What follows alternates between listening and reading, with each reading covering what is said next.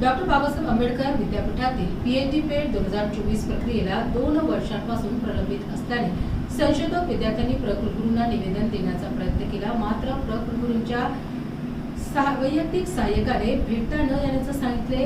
यानंतर हे निवेदन त्यांनी वैयक्तिक सहाय्यक यांना सुपूर्द करून या घटनेचा निषेध व्यक्त केला।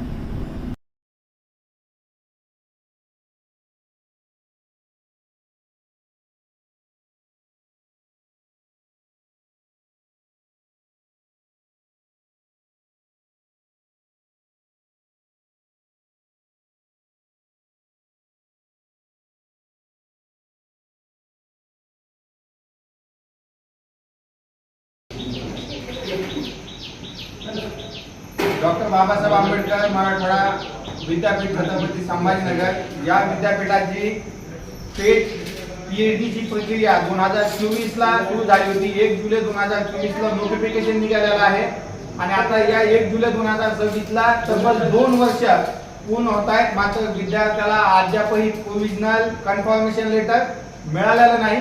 तसेच कोर्स वर्कचं शेड्यूल देखील त्या ठिकाणी आलेलं नाही आणि आम्ही विद्यापीठ प्रशासनाला या ठिकाणी कुलगुरू सर असतील, कुलसचिव किंवा कुलगुरू यांना भेटण्यासाठी जर आतमध्ये जायचं म्हणलं निवेदन घेऊन जायला, तर विद्यापीठामध्ये इथे मुख्य इमारतीमध्ये आम्हाला आतमध्ये देखील जाऊन दिलं जात नाही।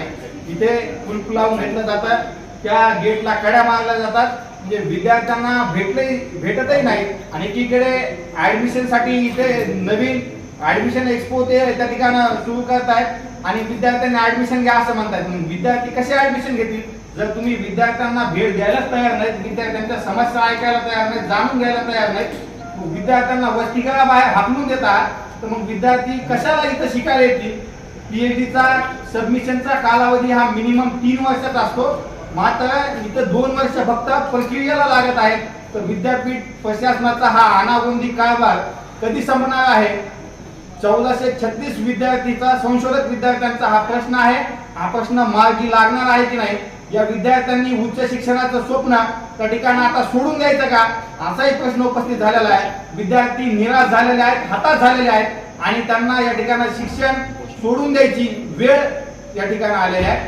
तेव्हा विद्यापीठ प्रशासनाला आमची एवढीच मागणी आहे, त्यांनी भेट घ्यावी, चर्चा करावी आणि न्यायालयीन प्रविष्ट जे प्रकरण आहे त्या संदर्भामध्ये विद्यार्थ्यांना अपडेट द्यावी, ही आमची मागणी आहे। आणि विद्यार्थ्यांना तात्काळ प्रोव्हिजनल कन्फर्मेशन लेटर आणि कोर्स वर्क शेड्यूल देऊन त्या ठिकाणी न्याय द्यावा, ही विद्यापीठ प्रशासनाकडे आमची विनंती आहे। अन्यथा आम्ही सर्व संशोधक विद्यार्थ्यांच्या वतीनं लवकर ज्या ठिकाणी आम्हाला उपोषणाचा मार्ग स्वीकारणार आहोत। धन्यवाद। मी अरुण मते, SFI चा प्रतिनिधी।